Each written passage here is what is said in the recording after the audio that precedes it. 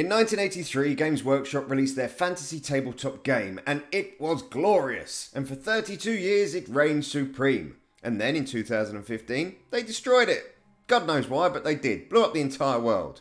But a mere 4 years later, in 2019, they realised their mistake and announced that the old world would be returning. But they did say it would be a while, and by God, it's been a while. But yesterday, at Games Workshop's live Twitch preview thing that they do every now and again, they gave us a release date. Sort of.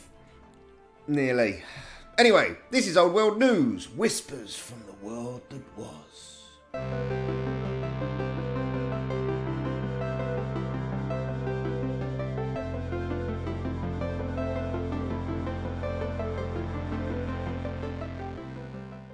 Right, so, what do we know? Factually, actual facts and not rumours. What do we know?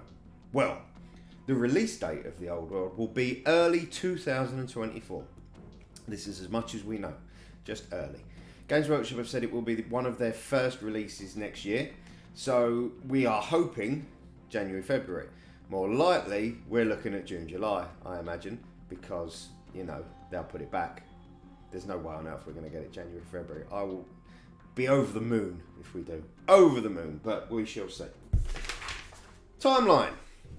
According to Games Workshop, and this has been very confusing, and I've had to go through loads of different wiki pages to try and work out what they're talking about, but they have said, their actual statement is that it will take place in the decades before the Chaos Invasion, which was 2301, the Chaos Invasion. So if we say 2200 to 2301, that's a 100-year window that it could take place. But the Chaos Invasion happened only 227 years before the end of days, before the world was destroyed. So it's not a very big window when you think that there will be a story-driven narrative, like there always is in these sort of games. Time will have to pass. 227 years doesn't seem very long. So are they going to abandon the Age of Sigmar and destroy that game, and this will continue on some parallel timeline, or will there be certain factions that weren't destroyed that were taken off to somewhere? Who knows? Maybe it will all happen in 227 years, but it doesn't seem like a very big window to me. And I could be completely wrong. But they have said the decades before the Chaos Invasion, which happened in 2301. So we shall see. Bases. They're square. Yeah. Can I use my old models? Yes, you can. There were lots of rumours that they were going to reduce the size of the models and possibly even make them titchy tiny, like the old Epic games, so you could have enormous battlefields with tiny little models. Games Workshop have confirmed that that isn't going to happen. They will be the exact same scale that they always were. The bases, however, will be slightly larger. So if you've got your own models, your old models from the original Warhammer Fantasy game, you just need to put them on slightly larger bases.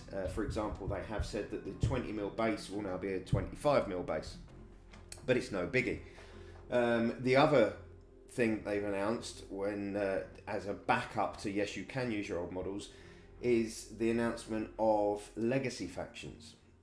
We'll come to the factions a bit later, but basically there are factions that they have listed as legacy, where Games Workshop have said they won't necessarily bring out new models, but they will release a free PDF rules for those factions, and they're all the old factions.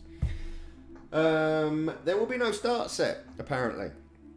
Now, I know what you're thinking. That seems a bit weird. Not everyone's an old fart like me and Dave, who used to play the old game. We don't know what we're doing. Fear not, because Games Workshop use a very specific terminology when they're talking about starter sets. If you think back to the Recruit edition in the 9th edition of Warhammer 40k, and it came with that little flyer, which was like a gently, softly approach to the game. So it was like, right, first of all, we're going to show you movement with these two figures, and you play a little game just moving them. Then it'll be, oh, now we're going to do the shooting phase in the next game, and it was like that. Whereas Leviathan, that came out for the 10th edition, was not listed and never described as a starter set. But it was. It was 2 armies and the core rulebook. But because it didn't have this is an introduction to tabletop gaming stance, it was never deemed as a starter set. So I'm assuming there will be a 2-player box, because they always do a 2-player box.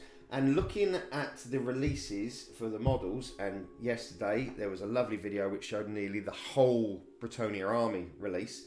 There's also been a lot of videos on the Tomb Kings of Kamari. So my money would be on a 2-player box that has probably a 500 to 1,000 point, if they use a point system, 500 to 1,000 point Bretonnia army, and the same again in the Tomb Kings of Kamari army and the core book. That's what I'm assuming will happen. I could be completely wrong. I also think there's a strong possibility that they will do a starter thing, not a starter set. But if you think back to when Games Workshop initially bought out the Lord of the Rings game, they did a magazine, one of these monthly magazines. You get a model each month and you build your force, and that was their way into it. They've done the same with 40k, learned to play 40k. They did the same with Age of Sigmar. So I expect they will do that with this, probably, maybe. We'll see. Don't put money on it. Factions. The core factions, which will be at the heart of the narrative and will also be the initial armies that are released when the game first comes out, are the Empire of Man, the Dwarven Mountain Holds, the Kingdom of Bretonnia, the Wood Elf Realms, the High Elf Realms, the Orc and Goblin Green-Skinned Tribes, Warriors of Chaos, Beastmen Brayherds, the Tomb Kings of Kamari, and then the Legacy armies, which they haven't confirmed will have models, but they have confirmed they will have rules. They will bring out models, obviously, later down the line, are the Dark Elves, the Skaven, the Vampire Counts, the Demons of Chaos, the Ogre Kingdoms, the Lizard Men, the Chaos Dwarfs, and then, interestingly, the Frozen Kislev and the Grand Cathay, which aren't listed as either Legacy or Core, but they have been floating about in the bits and bobs that Warhammer have released. Now, interesting, the Grand Cathay appeared in Total War 3, the Warhammer video game, but it was never actually in any of the maps of the old world, the old Warhammer Fantasy, but it is in the new map. Rules wise, Games Workshop have said it will be the same but different, which is useful, really useful. So we're talking square bases, we're talking rank and file like Warhammer Fantasy and Kings of War, but they won't be the same rules as the original Fantasy, whereas you would have a set number in a rank at the front, and then you would go sort of 3 deep, and if you went 3 deep you would get extra bonuses, as in, I think the way it worked, if you were 3 deep, then the first 3 on the front line could attack in melee. That was your bonus, whereas it was only 1 if it wasn't. I can't remember, it's been so long, I'll have to dig out my old books, but anyway, it won't be that, so it doesn't matter. They've said that there will be more bonus for a longer front line, so it will be interesting to see if we're talking you could just have a massive long line of 30 cavalry and no one behind them. We don't know. They've also said that there will be no magic phase. Magic will happen as and when, depending on the spell. The spell will be, say, this spell can be cast then, this spell will be cast now. They've said that there won't be any real advantage to when the spell is cast, it will be more where the spell is cast. So it will be the location of your wizards when a spell is cast, which suggests to me that it's going to be a lot more tactical. Obviously a wizard is a single character model, so you need to get him into position. He can't just stand at the back hurling fireballs. He needs to be in a certain position, whether that means that they'll get a bonus for a flanking attack, I don't know. We shall have to see. And they have also announced, which I'm very excited about, there will be no fixed loadout like there is with Age of Sigmar. If you get a model in Age of Sigmar and he has a spear, he has a spear. End of story. His data card says this is his spear. In 40k, you get a model and it says, well, you could give him a plasma gun, you could give him a bolt gun, you could do all these sort of things. That's what Old World is going to have, which means we're probably going to get models with multiple arms, multiple weapons, lots of different loadouts. You pick and choose. Gives you a lot more stylisation and a lot more individuality to your armies. And I think that's about it.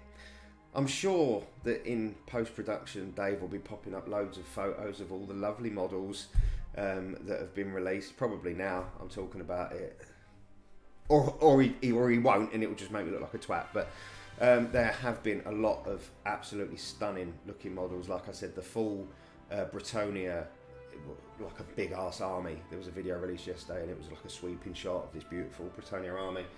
There was a trebuchet shown yesterday. There was a lass on a unicorn a few weeks back.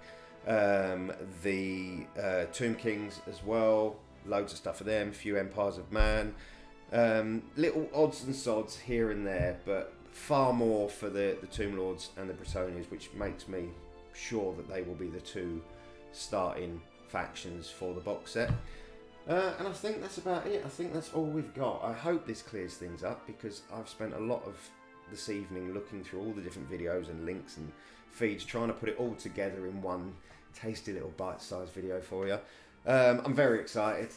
Dave's very excited. Rash has only just started playing Warhammer.